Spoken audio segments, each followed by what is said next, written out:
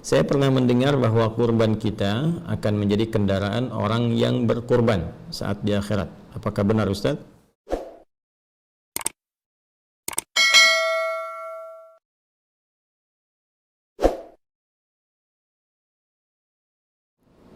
Assalamualaikum Ustaz. Waalaikumsalam warahmatullahi wabarakatuh. Semoga dibahas oleh Ustaz, insyaallah.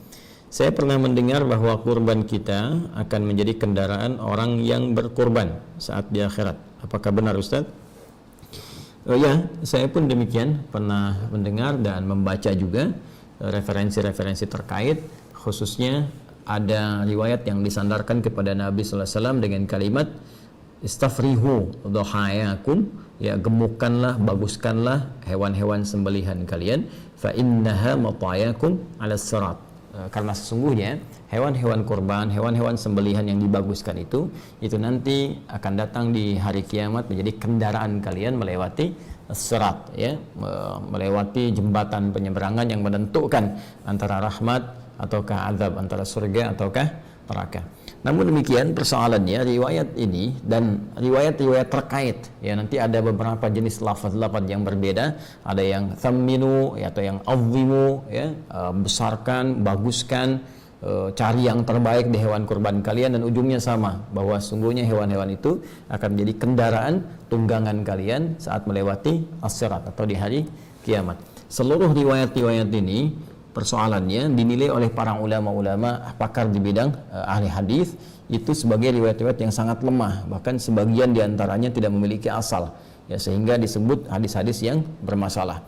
Bahkan Ibnu Arabi Al-Maliki menyebut hampir seluruh hadis-hadis yang terkait dengan keutamaan-keutamaan penyembelihan kurban, ya, yang dimaksudkan keutamaan ini yang berlebihan, yang seperti tadi disampaikan, itu tidak ditemukan kekuatannya, ya, atau dipandang lemah, ya, dalam persoalan-persoalan terkait dengan keutamaan-keutamaan penyembelihan hewan kurban. Di sini kita bisa temukan beberapa ulama mengomentari spesifik atas riwayat yang tadi disampaikan, seperti Al-Imam Ibnu Hajar Al-Asqalani dalam Talhisul Habir juga menyebut riwayat ini sangat lemah sekali. Demikian dengan misalnya As-Sakhawi, ya, As-Sakhawi pakar di bidang penelitian hadis, beliau punya kitab namanya Maqasidul Hasanah, juga senada dengan Ibnu Hajar Al-Asqalani, menilai hadisnya sangat lemah sekali. Demikian juga Al-Munawi dalam Faidul Qadir, beliau menyebut bahwa ini pun sangat lemah sekali. Dan beberapa ulama termasuk Al-Imam As-Suyuti juga beliau menilai bahwa hadis ini sangat lemah sekali. Namun ada yang menarik, beberapa komentar para ulama, sekalipun pandangan mereka menyebut bahwa ini riwayat-riwayat ini lemah, bahkan pada sebagian riwayatnya yang lain itu tidak ada asalnya, tidak ada ketersambungan kepada Nabi SAW, sehingga disebut dengan hadis-hadis yang palsu, hadis-hadis yang cacat sanad. Namun demikian, ada komentar yang sangat juga cukup bagus dari sebagian kalangan ulama yang menyebutkan bahwa boleh jadi perkataan-perkataan ini sesungguhnya bukan ingin menunjukkan maksud dari real aslinya ini menjadi kendaraan, tapi berupa majas atau kiasan, karena ungkapan-ungkapan dalam bahasa Arab itu seringkali juga bisa bermakna kiasan. Apa maksudnya? Maksudnya adalah hewan-hewan ini, ya, jika memang kita bisa mencari yang paling bagus, mencari yang paling baik, maka dimungkinkan pahalanya semakin bagus, ya, semakin baik, semakin banyak. Dan dengan banyaknya pahala ini yang akan memudahkan kita melewati as-sirat, karena timbangannya semakin besar, timbangan semakin banyak.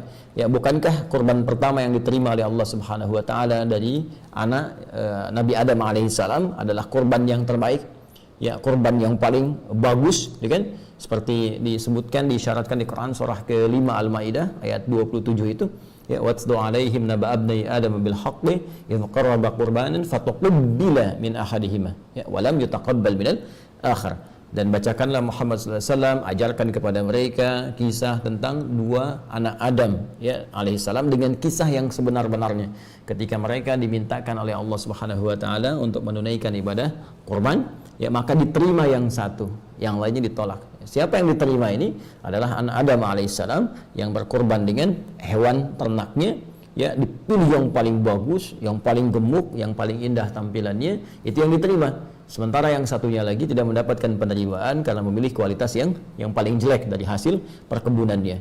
Nah, ini di sini Ya, kemudian terlihat bagaimana kesungguhan untuk berkorban itu sampai-sampai ketika Allah pun menurunkan surah Al-Kautsar ya kepada Nabi Muhammad SAW yang menjamin surga terbaiknya dengan segala keindahan nikmatnya, sampai-sampai Allah memerintahkan Nabi bersyukur untuk memperbanyak salat, kemudian juga berkorban ya. Dan perhatikan kalimatnya, inna a'tainakal kautsar fasalli, ya maka salatlah li rabbika, kepada Rabbmu, ya, wanhar, ya, dan berkurbanlah. Kalimatnya menggunakan nahar. Nahar itu sepakat dalam bahasa Arab digunakan untuk apa?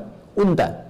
Ya, hewan sembelihan untuk unta. Sedangkan unta tingkat yang paling tinggi, yang paling bagus, yang paling besar, yang paling banyak manfaatnya. Nah, ini memberikan isyarat kepada kita bahwa jika kita akan berkorban, maka dengan anggaran yang mungkin kita bisa keluarkan, cari yang paling bagus hewannya. Jika harta kita misalnya cukup berlebih, maka dengan harta itu cari yang paling terbaik. Ya, cari yang paling bagus, yang paling gemuk, yang paling banyak manfaatnya. Maka dari situ, apa yang bisa didapatkan? Keikhlasan kita dengan berkorban itu yang menjadikan pahala bisa berlipat. Dengan pahala berlipat, mizannya semakin kuat, semakin berat. Dan dengan semakin berat ini, itu yang berpeluang kemudian menghadirkan ridha Allah Subhanahu wa Ta'ala, menutupi kesalahan kita sehingga mempercepat kita melewati sirat. Barangkali ini yang dimaksudkan menjadi kendaraan dalam konteks amalnya, bukan konteks kemudian hewannya, karena Allah sendiri menyampaikan dalam surat Al-Hajj ayat ke-37, la yanalallaha luhumuha wala dima'uha walakin yanaluhut taqwa minkum. Yang sampai kepada Allah itu bukan dagingnya, yang sampai bukan darahnya, tapi yang sampai kepada Allah ketakwaan kitanya. Dan dengan takwa ini kendaraan terbaik dan pakaian terbaik yang kita kenakan untuk bisa menghadap Allah dan mempercepat kita melewati sirat guna menuju rahmat Allah Subhanahu wa Ta'ala, yaitu surganya. Walibasut taqwa dzalika khair, dan pakaian takwa itulah pakaian yang terbaik. Jadi kita simpulkan dari segi sanad kualitasnya sangat lemah. Bahkan bukan hanya sangat daif jiddan, tapi juga ada yang la aslalahu, nggak ada asalnya, ada yang palsu dan sebagainya. Tapi dari segi matannya, dari segi isinya, ada isyarat yang menunjukkan ini bermakna kiasan, dalam arti pemahaman memperbagus hewan kurban supaya pahalanya banyak, dan dengan pahala itu itulah kendaraan terbaik untuk menuju surga dengan rahmat Allah Subhanahu wa Ta'ala. Saya kira demikian cara memahaminya. Semoga Allah Subhanahu wa Ta'ala meringankan segala apa yang kita ikhtiarkan untuk mudah dilakukan, dan semuanya mendapatkan penerimaan di sisi Allah Subhanahu wa Ta'ala. Sekali lagi, jangan bersandar kepada hadis ini karena hadisnya sangat lemah, bahkan sebagian besar adalah diduga palsu. Tapi boleh memaknai hadis ini dengan makna kiasannya, dengan pengertian yang tadi saya sampaikan. Allahu ta'ala alam bissawab. Subhanakallahumma wa bihamdika asyhadu an la ilaha illa anta astaghfiruka wa atubu ilaik. Assalamualaikum warahmatullahi wabarakatuh.